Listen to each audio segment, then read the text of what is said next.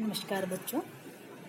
हिंदी साहित्य के प्रथम प्रश्न पत्र के अंतर्गत आज हम पढ़ेंगे कवि सुंदरदास को। सुंदरदास बच्चों हिंदी साहित्य में जो निर्गुण संत परंपरा है उसके कवि हैं और संत काव्य में जो विशेषताएं मिलती हैं वही विशेषताएं हमें इनके काव्य में भी देखने को मिल जाती हैं। जैसे इन्होंने निर्गुण ब्रह्म की उपासना का ध्यान किया है।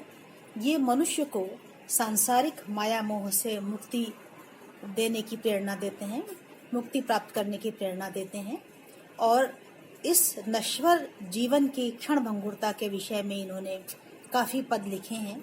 साथ ही इनके काव्य में गुरु की महिमा विशेष रूप से हमें देखने को मिल जाती है। आपके कोर्स में जो पद हैं उसमें बच्चों गुरु महिमा, उपदेश, काल की विकरालता, देह एवं जगत की नश्वरता, देह की मलिनता, विश्वास और मूर्खता, ये अंश आपके पाठ्यक्रम में है जो हमें पढ़ने हैं। अभी मैं आपको इनके विषय में छोटा सा एक परिचय दे देती हूँ। सुंदरदास जी का जन्म विक्रम संवत 1653 अर्थात सन 1596 ईस्वी में हुआ था और इनकी मृत्यु विक्रम संवत 1746 अर्थात सन 1689 में हुई थी।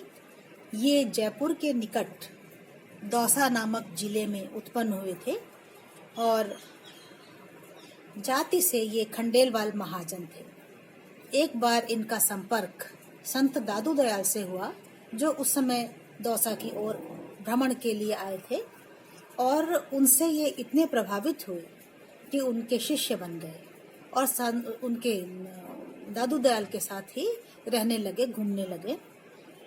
जब दादू जी का देहांत हो गया तब ये पुनः एक बार दौसा आ गए और उसके पश्चात विद्या अभ्यास के लिए ये काशी चले गए और काशी में रह करके इन्होंने वेदांत, धर्म, व्याकरण और साहित्य का गहन अध्ययन किया। ध्यान रखिए बच्चों, ज़्यादातर जो संत थे वे अनपढ़ थे, लेकिन सुंदरदास जो हैं उन्होंने भारतीय धर्म और दर्शन का, साहित्य का तथा व्याकरण का बहुत अच्छा ज्ञान प्राप्त किया था।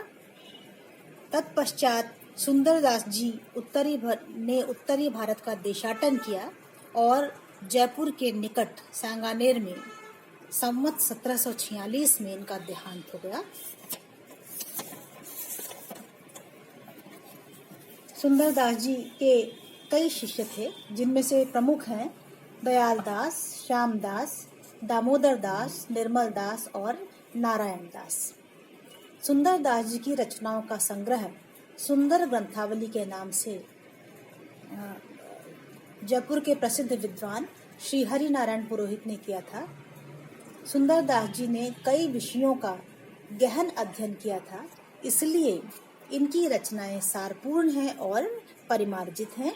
इनके ग्रंथों की संख्या 43 कही जाती है और सुंदरदास जी की प्रशंसा में एक पद कहा जाता है, दादू दीन दयाल के चेले 250 कई उडगण के इंदु हैं दिनकर सुंदरदास। अर्थात दीन दयाल दादू के 250 अर्थात 100 के करीब शिष्य हैं।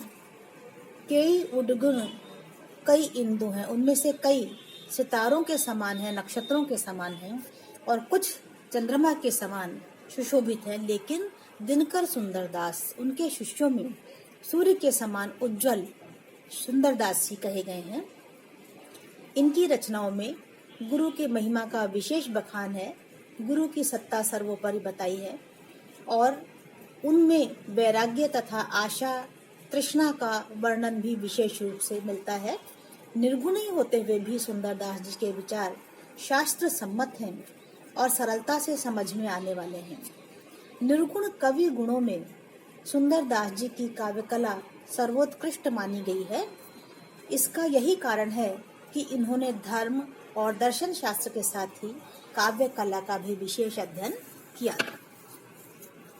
अब हम पढ़ेंगे बच्चों इनका काव्य अंश गुरु महिमा।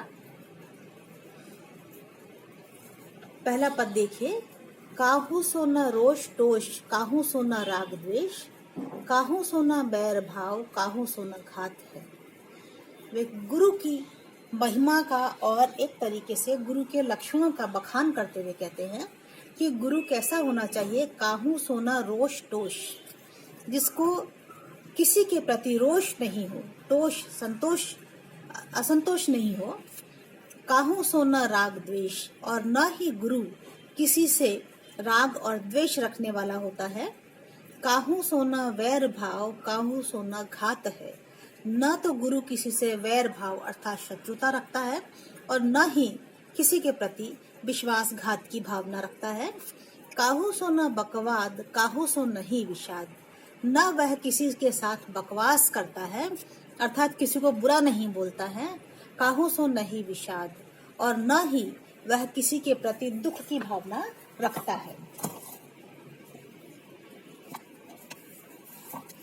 काहू सो न संग, न तो काहू पक्षपात है।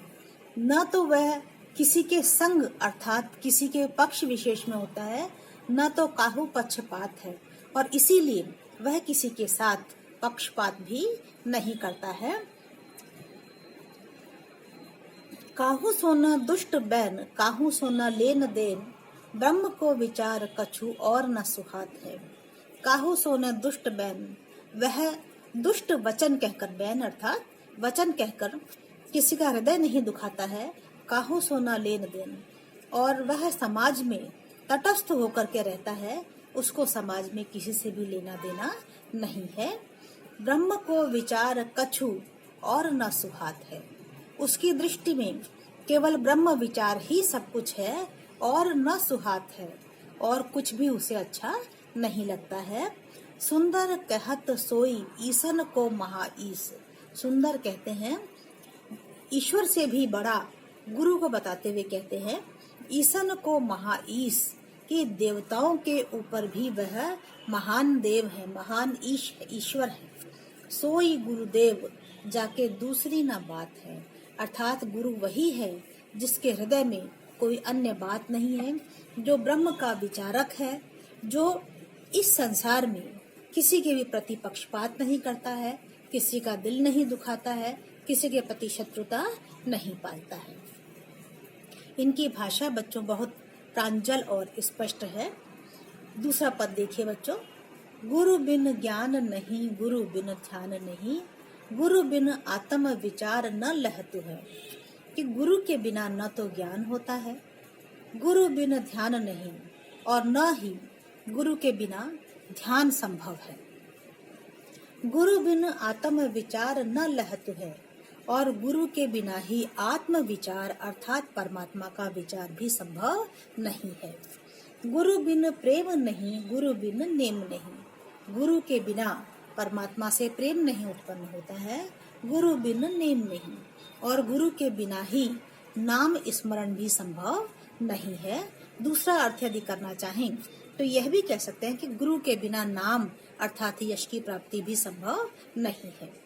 गुरु बिन शीलहु संतोष न गहतु है, और न ही गुरु के बिना शील अर्थात उत्तम चरित्र की प्राप्ति संभव है, न ही गुरु के बिना संतोष की प्राप्ति होती है। गुरु बिन प्यास नहीं, बुद्धि को प्रकाश नहीं, कि गुरु के बिना ज्ञान की प्यास भी पैदा नहीं होती है, बुद्धि को प्रकाश नहीं, और गुरु के बिना बुद्धि को भी प्रकाश की प्राप्ति नहीं होती है, अर्थात मनुष्य बुद्धि से युक्त होते हुए भी सत विचारों से युक्त नहीं हो पाता है। भ्रमहु को नाश नहीं, संशय रहतु है। गुरु की ज्ञान के बिना, उसकी प्रेरणा के बिना, उसके मार्गदर्शन के बिना भ्रमहु को नाश नहीं, मनुष्य के मस्तिष्क में, मन में जो भ्रम है उनका विनाश नहीं होता है। संशय रहतु है, उसके मन में संशय बना ही रहता है। गुरु बिन वाट नहीं, कौड़ी बिन हाट नहीं, और गुरु बिन वाट नहीं, गुरु के बिना वाट अर्थात मार्ग, गुरु के बिना ईश्वर की प्राप्ति का मार्ग समझ में नहीं आता है। कौड़ी बिन हाट नहीं, जिस प्रकार से कौड़ी के बिना, पैसे के बिना व्यापार नहीं होता है, ठीक उसी प्रकार से गुरु की प्रेरणा के बिना, मार्गदर्शन के बिना ईश्वर की प्राप्ति का मार्ग दिखाई नहीं देता है। सुंदर प्रकट लोक वेद यो कहत हूँ।